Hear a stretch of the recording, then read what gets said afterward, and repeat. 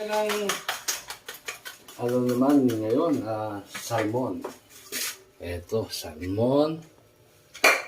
Pinagbakasan ng bigas, sibuyas, bawang, luya. At meron tayong pechay at sili at itlog. Okay? Goods na yan. Ilagay tayo ng mantika.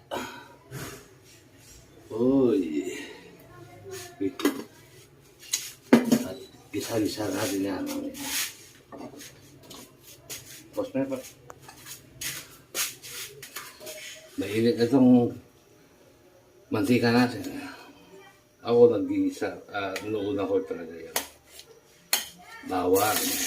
Ayan.